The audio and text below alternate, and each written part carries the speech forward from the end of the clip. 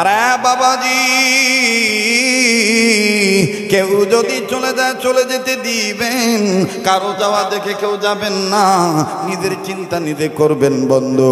অনেক দিন বাস্তব সম্মুখ পানে বাজানরে সরাসরি এই কণ্ঠ আপনারা শুনতে পারেন নাই, শুধুমাত্র ক্যাসেটের দ্বারাই শুনেছেন। আল্লাহ তাআলা যেহেতু আবার পরিবেশ দিয়েছেন, আবারও উর্বর জমিনে কোরআনের তাফসীর মাহফিল করার সুযোগ এসেছে। কথা বলেন ঠিক না বেঠিক? তাই বলবো বাজানরি, কারো যাওয়া দেখে কেউ যাবেন না, খবরদার কোনো দিকে মন দিবেন না। কোরআনুল কারীমের কথাগুলি দিলের কান লাগায় শুনবেন। আল্লাহ পাক ডাক দিয়ে বললেন, নবীজি আমি আল্লাহ রব্বুল আমিন জানায় দিলাম, যারা মনোযোগ সহকারে কোরআন শুনবে, যারা মনোযোগ সহকারে কোরআন শুনবে এবং এই কোরআনের আন্দোলনকে মানবে, এই কোরআনুল কারীমকে মেনে নিবে, আগা নবীজি আমি আল্লাহ রব্বুল আলামিন তাদেরকে রহমতের কোলে তুলে নেব, জান্নাতে যাওয়ার সোজা রাস্তা দেখা দিব। আল্লাহ বলেন হাদাহুমুল্লাহ, রব কোরআনুল কারীমের মাধ্যমে জানিয়ে দিলেন, আল্লাযীনা ইয়াসতামিউনাল কাওলা ফায়াত্তাবিউনা আহসানাহু উলাইকাল্লাযীনা হাদাহুমুল্লাহ।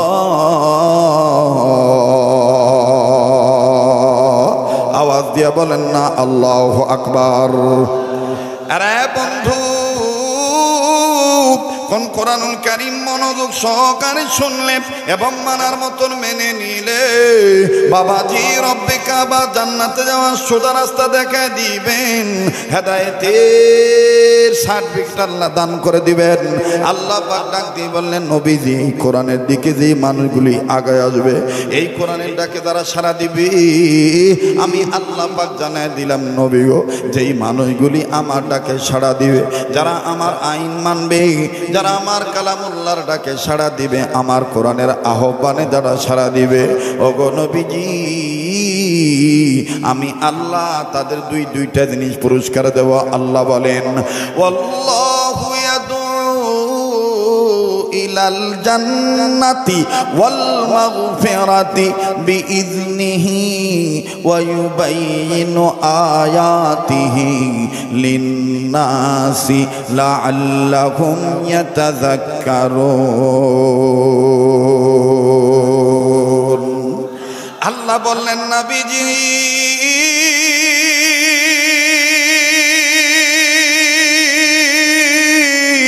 মানুষ রূপে যারা জন্ম নিয়েছে গো নবীজি, এই মানুষগুলো যদি আমার কোরআনের দিকে আগায় আসে, আমার কোরআনের আন্দোলনকে সমর্থন যদি করে, আমার কোরআনের পক্ষে যদি তারা আগায় আসে, আমি আল্লাহ পাক জানিয়ে দিলাম, আমি তাদের জীবনের গুনাহ মাফ করে দেব, আমল নামায় আমি আল্লাহ জান্নাত থেকে ধন্য করে দেব।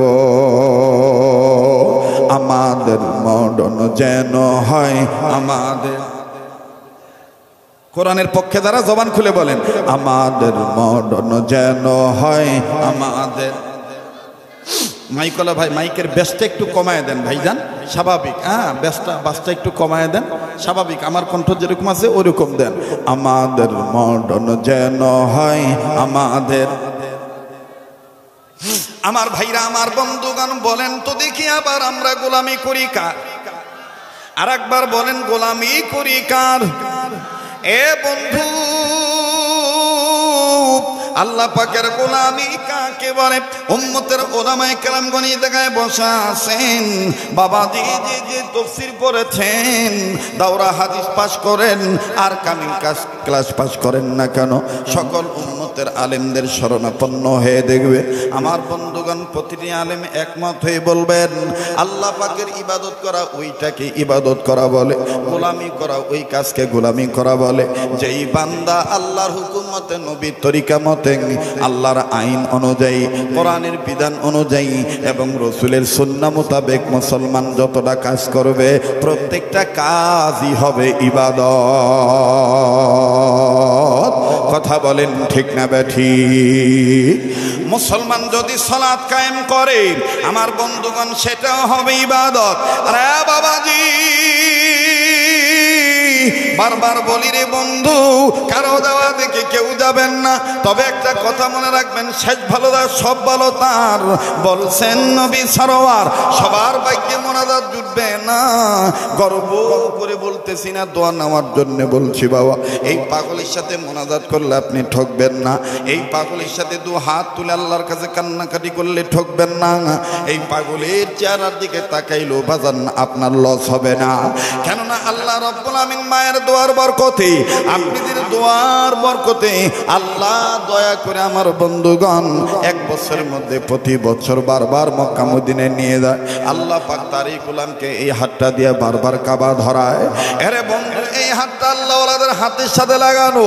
তাই বলছি বাজান, ইবাদত কাকে বলি, আর ইবাদত কোন পথ পদ্ধতিতে করলে, কোন পথ পন্থায় করলে আল্লাহর সাহায্য আমি আপনি পাবো। আমি আপনি বাজান এখন গরিব আছি, আমার কঠিন রোগ দূর হয় না, আমার ব্যবসা বাণিজ্যে বরকত হয় না, আমার চেহারা সুন্দর হয় না, আমার সংসারে শান্তি আসে না, আমার বন্ধুগণ আমার আয় রোজগারে বরকত হয় না। বাজান রে, হয়তো বা তোমার কাদের মধ্যে আল্লাহর হুকুম নাই, নবীর তরিকা নাই। মুসলমান ভাইরা আমার বন্ধুগণ, সালাত কায়েম করা যেমন ইবাদত, রব ঘোষণা করে দিয়েছে, বান্দা আমার শোনো, তোমরা যদি তোমাদের খাদ্যের অভাব দূর করতে চাও, তোমরা যদি আমার পক্ষ থেকে নিরাপত্তার চাদর পেতে চাও, আমি আল্লাহ রাব্বুল আমিন জানিয়ে দিলাম, তোমরা রীতিমতো আমার ঘরের ইবাদত করো, আমার ঘরে যেয়ে ইবাদত করো। তাইলে আমি আল্লাহ তোমাদের খাদ্যের অভাব দূর করে দেব। পেটে ক্ষুধা লাগলে আমি আল্লাহ খাদ্য দিয়ে দেব, খাদ্য দান করব। আর ভয় পাইলে নিরাপত্তার চাদর আমি আল্লাহ দিয়ে দেব। আল্লাহ বলেন, ফালিয়াবুদু রব্ব হাযাল বাইত আল্লাযী আত'আমাহুম মিন জু'ইন ওয়া আমানাহুম মিন খাউফ। ইয়্যাকা না'বুদু ওয়া ইয়্যাকা নাস্তাঈন। পড়েন, ইয়্যাকা না'বুদু ওয়া ইয়্যাকা। এরপরের আয়াত হলো ইহদিনাস সিরাতাল মুস্তাকিম। আল্লাহর কাছে আমি আপনি প্রতিদিন আমার ভাইরা সর্বাধিকভাবে নামাজ যারা 5 ওয়াক্ত আদায় করি, বাজান রে হিসাব করে দেখবেন, একবার নয়, দুইবার নয়, 48 বার আল্লাহর কাছে বলি ইহদিনাস সিরাতাল মুস্তাকিম। আল্লাহ তোমার কাছে সিরাতুল মুস্তাকিম চাই। আল্লাহ পাক সূরা ইয়াসিনের আয়াত দ্বারা জানিয়ে দিলেন, আমার কাছে সিরাতুল মুস্তাকিম চাও, আমি আল্লাহ পাক তোমাদের জানিয়ে দিলাম সিরাতুল মুস্তাকিম ওই পথে। কোন পথ? ওয়া আনিবুদুনি। পড়েন না, ওয়া আনিবুদুনি হাযা সিরাতুম মুস্তাকিম। আওয়াজ দিয়ে এখন আল্লাহু আকবার। আল্লাহ বলেন সিরাতুল মুস্তাকিম, রামের পথে নাই, বামের পথে নাই, চ্যাটার্জির পথে নাই, মুখার্জির পথে নাই, মানুষের তৈরি করা আইনের পথে নাই। সিরাতুল মুস্তাকিম একমাত্র আমার গোলামির মধ্যে আছে। কার গোলামি? যারা বলেন কার গোলামি? এখন আল্লাহর গোলামির মধ্যে পিতামাতার খেদমত আছে না নাই? বলেন আছে না নাই? নাকি শ্বশুর শাশুড়ি খেদমত বেশি করা লাগবে? মা বাপকে খালি কোনো মতো অসুখ হলে মারে বাপরে, আর শ্বশুরে দেখলে আব্বা, শাশুড়ি দেখলে আম্মা। কথা কয় না?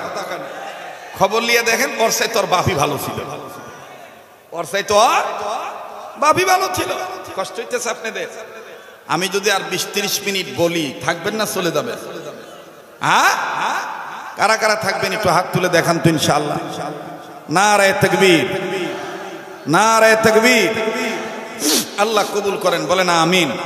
আচ্ছা ভাইয়ারা, আপনারা আল্লাহর গোলাম হয়ে একটা কথার উত্তর দেন তো, বলেন তো দেখি আমার বন্ধুগণ, সন্তানের ক্ষেত্রে মা বাবার দোয়ার বরকত বেশি না পীরের দোয়ার বরকত বেশি? এই যে আস্তে কথা কয়, সন্তানের ক্ষেত্রে মা বাবার দোয়ার বরকত বেশি না পীরের দোয়ার বরকত বেশি? এবার বলেন, সন্তানের ক্ষেত্রে মা বাবার দোয়ার বরকত বেশি না নবীর দোয়ার বরকত বেশি? এই যে কেউ কইল নবী পেছ লাগাই দিছে, এখন নবী দেখে ভয় পাইতেছেন।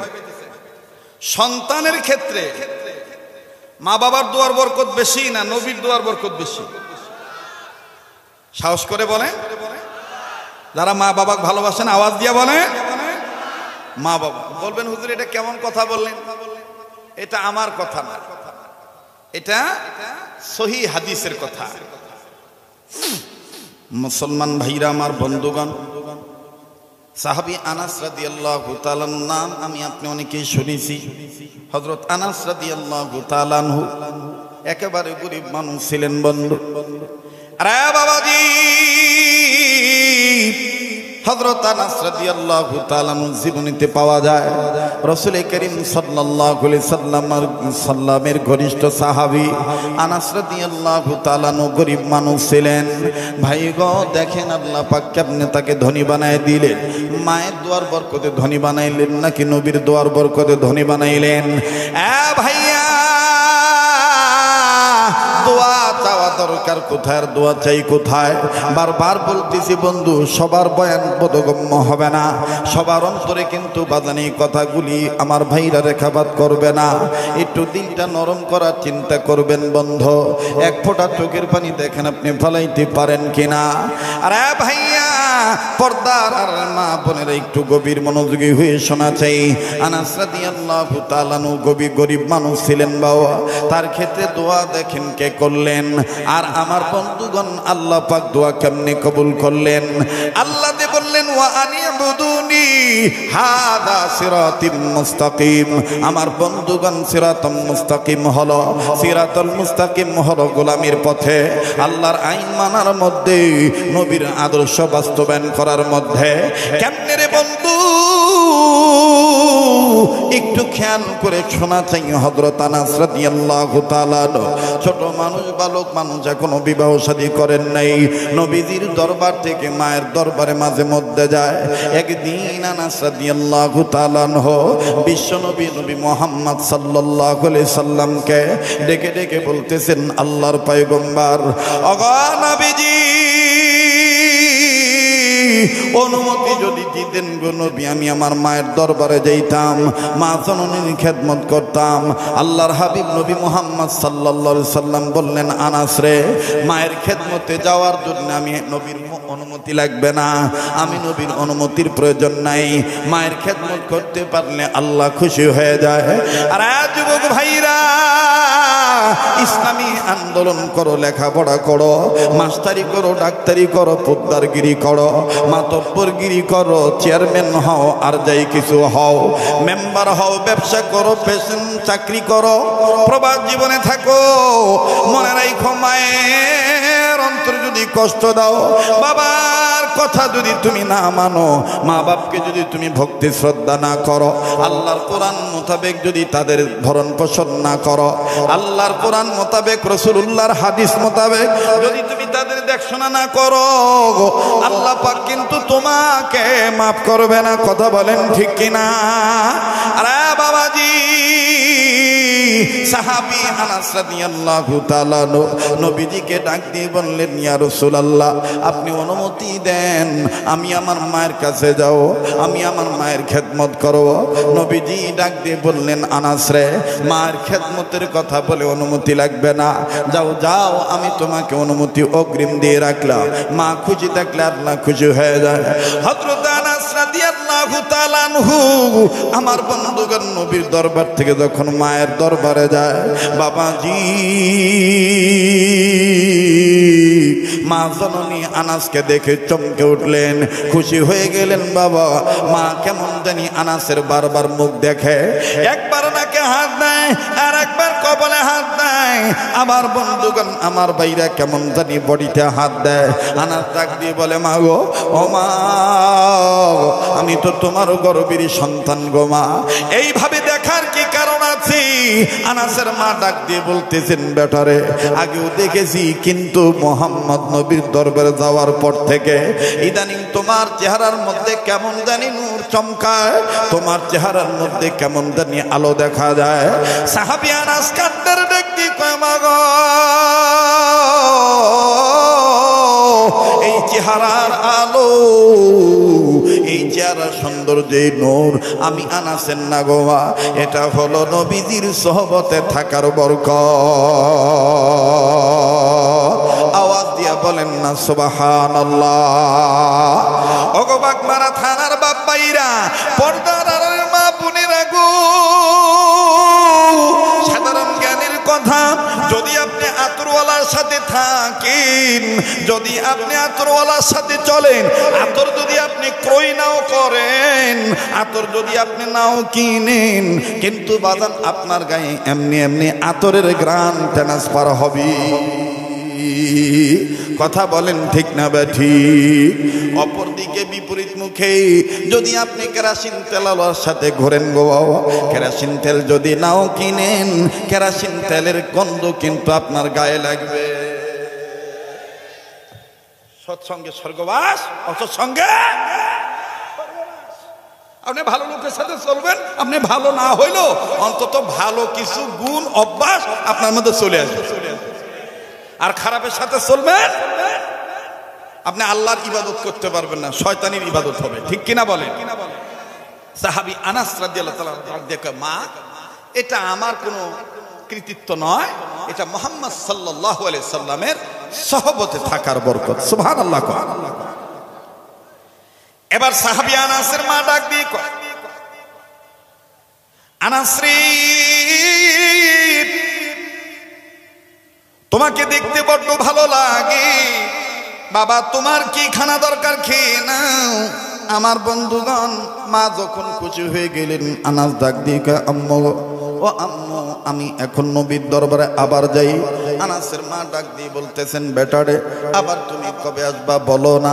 আনাস ডাক দিয়ে বলতেছেন, মা গো, আল্লাহ তাআলা যেদিন তৌফিক দিবেন আমি ওই দিনে আসবো, তবে মা তুমি বলো আমি আবার কোন দিন আসলে তোমার ভাল লাগবে। আনাসের মা ডাক দিয়ে বলতেছেন, বাবা তুমি যখনই আসবা তখনই আমার ভালো লাগবে, বাবা তুমি আবারও চলে আইসো। সাহাবী আনাস ডাক দিয়ে কয়, মা গো, আল্লাহ তাআলা যদি বাঁচা রাখেন মা, আমি আগামী পরশুদিন আপনার দরবারে আসবো, খুব খেয়াল করবেন বন্ধু। এবার সাহাবী আনাস রাদিয়াল্লাহু তাআলা আনহু মাকে খুশি রাখিয়া যখন নবীর দরবারে গেলে, নবীর দরবার থেকে একদিন পরে যখন আবার 2 দিন পরে যখন মায়ের কাছে আসলেন, পরশুদিন তার মানে একদিন পরে যখন মায়ের দরবারে আসে, আরে ভাইয়া, দিন মোতাবেক সময় মোতাবেক সাহাবী আনাসের মা বেটার অপেক্ষায় আছে, বেটা মারা যাবে, বেটাকে আমি দেখব বাবাজি। কিন্তু কিতাবের লেখক লিখে, কিতাবের মুসান্নিফগণ আমার বন্ধুগণ লেখেন, সাহাবী আনাসের মা ওই দিন নজর করে দেখে বেটা আনাসের চোখের নিচে কেমন জানি কালো দাগ পড়ে গেছে। সাহাবী আনাস কেমন জানি পেট ধরে ধরে হাঁটে, বুঝা মানুষের মতন হাঁটি।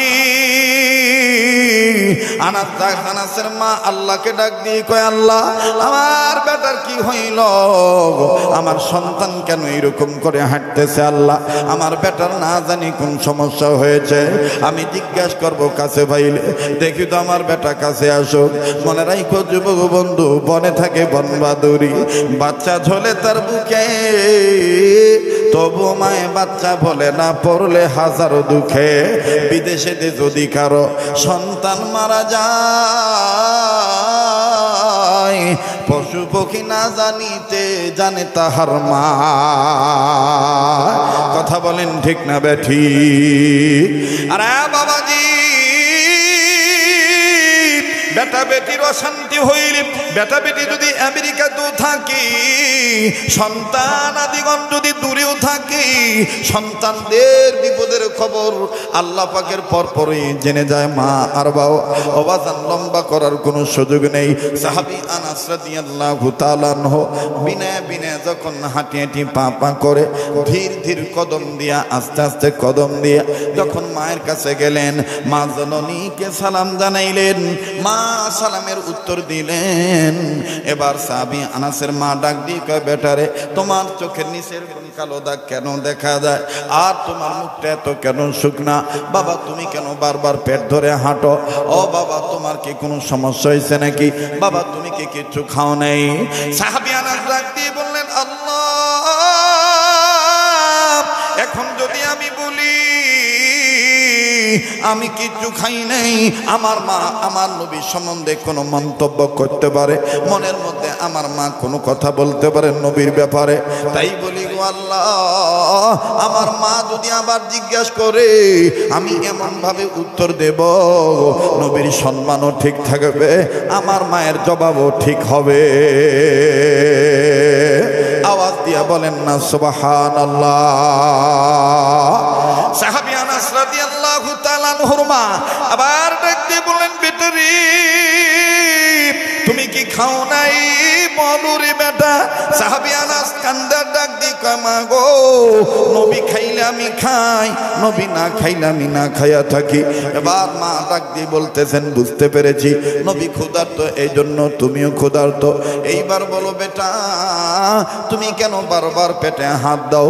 সাহাবী আনাস রাদিয়াল্লাহু তাআলা কান্দার ডাক দিয়ে কয়, মা গো, আমি পেটে হাত দিই কেন বারবার জানো নাকি? ওই মা, আমি যখন নবীজির দরবার থেকে আজকে আসতেছিলাম, আমি নবীজিকে নজর করে দেখতে পাইলাম নবীজি পেটে যেন পাথর বানতেছে, ছোট্ট ছোট্ট পাথর। আমি নবীর কাছে যে ডাক দিয়ে বললাম, রহমাতুল্লিল আলামিন, ওগো বিশ্ব নবী, বিশ্ব নেতা মুহাম্মদ সাল্লাল্লাহু আলাইহি সাল্লাম, আপনি পেটে পাথর বাঁধতেছেন কেন? সাহাবী আনাসের কথার প্রতি উত্তরে নবী বললেন, আনাস রে, আমার বাড়ির চুলায় অনেক দিন যাবত আগুন ধরে না, ক্ষুধার যন্ত্রণায় পেট খুব জ্বলজ্বল করতেছে, জ্বলতেছে, পেটে খুব যন্ত্রণা হইতেছে, কেমন জানি পেটটা জ্বলাজ্বলি করে, পেটের মধ্যে যন্ত্রণা হয়।